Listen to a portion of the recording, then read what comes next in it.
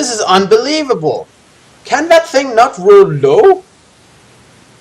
Yes, it's done so a couple of times actually.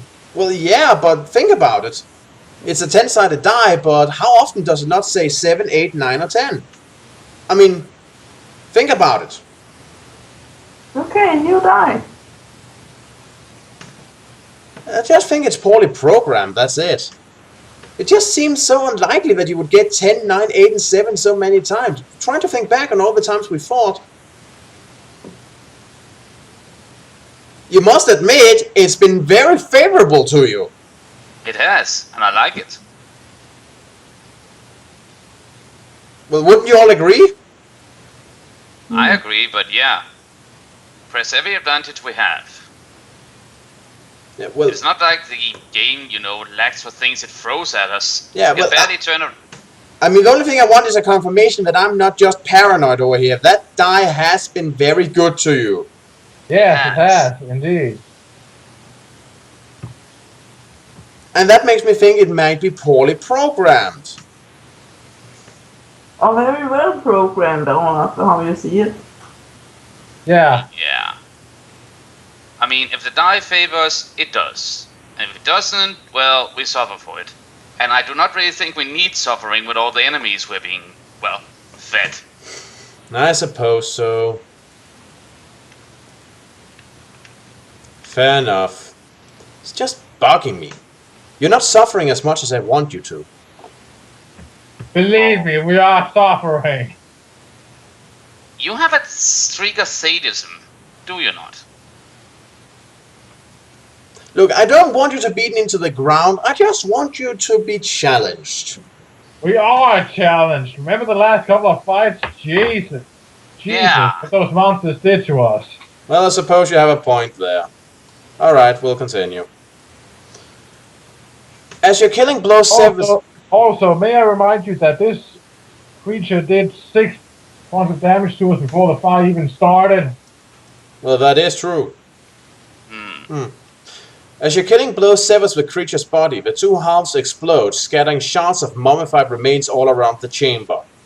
The force knocks you backwards, and as you fall, you catch a glimpse of a wispy ghost-like shadow, rising towards the ceiling. It halts for a moment in midair, and then it seeps through the solid stone ceiling like smoke through a veil. Before leaving the chamber, you pause to search the stone casket. Inside, you discover a few moldering rags and a copper key. And it's a backpack item. Let me see. So if you want to keep, so if you want to keep the copper key, you need a room in your backpack, which I guess means it's a pretty big copper key. Yeah, let me have a look at what we currently have. Well, you should have a room after you put on the disguise. Yeah, let me just see if this is right.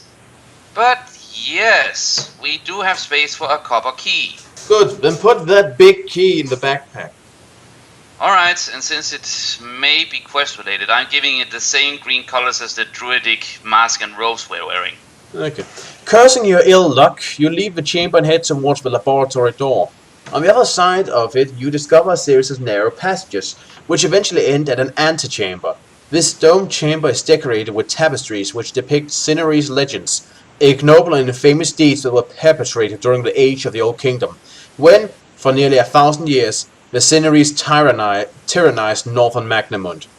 A single heavy oaken door on the opposite wall offers the only exit from the antechamber. As you approach it, you notice that it is slightly ajar. Suddenly you hear the doleful sound of chanting emanating from beyond this door. Curiosity prompts you to peer through its narrow opening, and, as you do so, a chill runs the length of your spine when you see what lies beyond. Can I be completely honest here? Yeah, of course. I have no idea if it is because I saw the movie here yesterday, but all I can think about when I think of, hooded characters, chants, all I remember is that Monty Python, Pia Jesu Domine. Seriously, it's a good rhyme. Yeah, I think of the hoodies from Hot Fuzz. The greater good. Stop saying that! At least I think that's what Simon Pegg yells at them. I can't remember. God damn. Sorry. At least I know that they keep saying the greater good. Yeah, where was that from exactly? I can't exactly The remember. hot boss. Hot Fuzz, yeah. Beyond the door lies a secret Cinerese prayer hall, a chapel of evil where the druids worship and make sacrifice to the foul gods. Is it just me, or does this book really want to remind us that these guys who's making a virus we plan on unleashing are in fact evil? And everything they've ever done is evil. And everything about them is evil. Well, who knows? Maybe their order at one point was, good-hearted and want to help people, and Well, that Now must have been they eons ago at least then. yeah, seriously, go from helping people, as I assume, to just saying, "Muhahaha, we wanna poison you." Yeah. It's just like the book is not convinced yet that we're convinced that these guys are the bad guys. So they I want to think- reiterate again and again that even their fucking wall decorations are evil.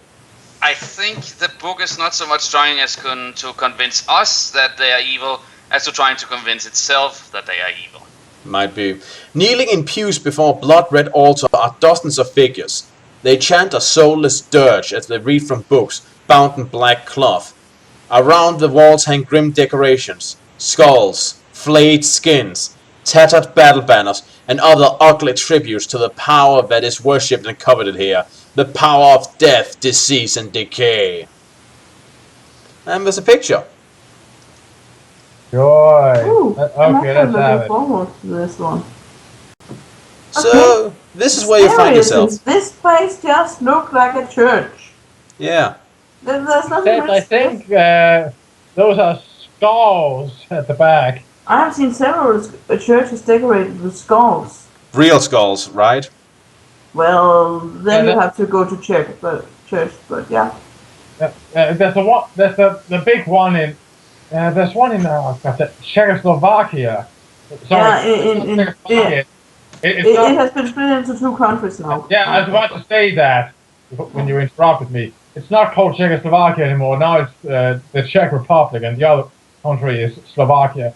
In the Czech Republic, there's this church made of bones. No, it's not made of bones. It's decorated with bones. I should have known. I've been there. It's really quite fascinating, but smells kind of weird. Don't they have one in... I think there's also one other church that's entirely decorated with bones. Somewhere else, isn't there? I know there's at least two in Europa, right? I don't know. I could only been to this one few hours out of Prague. But yeah, just because they decorate the church with corpses does not necessarily make them evil. No? No, not exactly, although... Nah, never mind. Also, I cannot help but Although notice... flayed skin, that's just gross. Also, Yeah. it's gonna smell. Yeah. Just saying. Yeah, that's true. As I was about to say before you continue, I can see the monks or druids up on the front rows, but back behind, can you notice that most of the people there wear armor, as in maybe they are warriors or servants? Yeah. You're right. So maybe it also sort of displays a hierarchy, as in the druids being the priests, and then they have some mindless minions that may attend their masses. Maybe that's their army. Members of the army. Maybe. And really, the Bone Chapel is much more macabre. They have a chandelier made of every bone in the human body. I just find that fascinating, to be honest. Yeah, it's quite fascinating, but smells kind of weird. I wouldn't know, I haven't been there, only seen the pictures. You look with loathing at the congregation. In the main, they are Cinerese, but there are others among them. Old adversaries whose origins you recognize immediately. Acolytes of Vashna, Drakarim, Vasagonian outlaws, Hammerlanders, and even a few Gyaks. No doubt the remnants of the Darkland armies found sanctuary here after their master's demise. Yeah, no doubt. Ah. So maybe not exactly that So that's what servants. That's what happened to the Darkland forces that were all over Magnamund when Gnolf was defeated. Without his command, his army just fell apart. Yeah, and some of them found help here. Yeah, this is where some of them took refuge. A noise in the corridor behind warns that someone is approaching the antechamber. To avoid them, you slip inside the prayer hall and hide in the shadows cast by a column which supports the roof. Moments later, 3 druids enter the hall and close the door before taking their place among the congregation.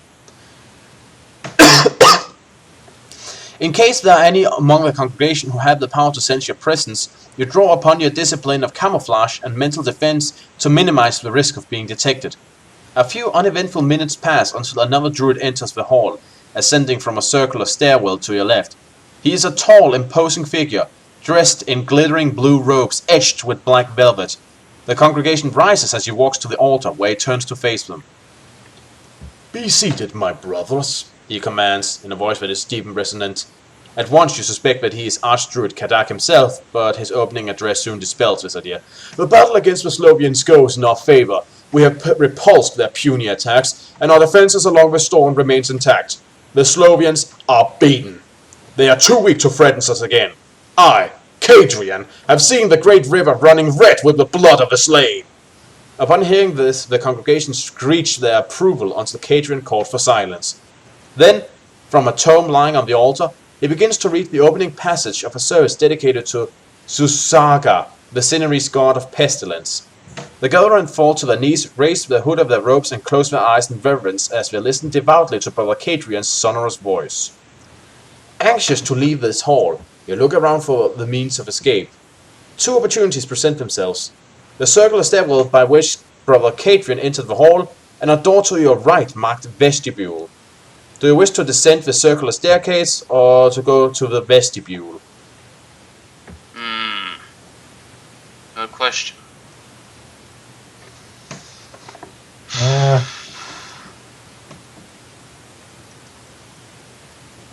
Give an ear?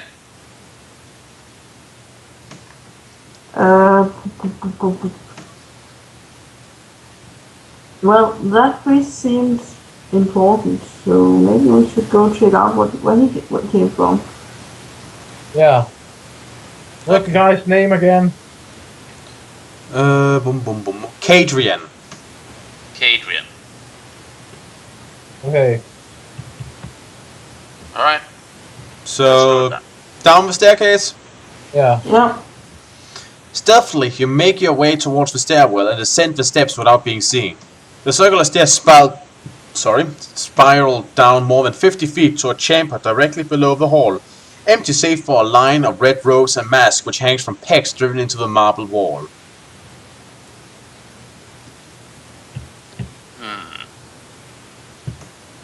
A narrow corridor connects the chamber to another, where there stands an imposing door made of sheeted copper inlaid with a filigree of gold and silver. It is the only exit from this otherwise drab chamber. A close inspection of the door reveals that it is surrounded by an airtight seal. Furthermore, there is no keyhole, bolt or handle. However, your keen eyesight is drawn to a pattern in the door center panel, which, thanks to the past experience, you recognize to be a sophisticated combination lock. The gold inlays form 3 rows of 3 numbers with a grid of silver lines. Below the numbers, in ancient Cinerese script, is carved the message: "Declare ye the true number to pass this way." Study the grid of numbers. When you think you know the answer to the riddle, well, then you tell me. Alright. Alright, I'm about to send you the picture. The ancient Cinerese door lock. What? I can't click it. You can't? Huh. No. Right. Go. I had hit one of those buttons that means that another thing will pop up the next time you press anything. Okay, so we have 4, 7, 2, 3, 5, 7, 8, 1, 6. Okay, there is, in the first 2 rows, there's a 7. So I think we also need to add a 7 in some way to That's the a last 7. row. I think Are you that's sure that's not a 9? Yeah, I think that's a 9. Oh, 9, sorry. But what else do we have in common here? 15, 15. All of them gives 15. All of them what? No matter on which way you put the numbers together, you get 15. Huh. So your guess is it's 15. Well, that seems to be what it is. No matter which way you add them together, you get 15.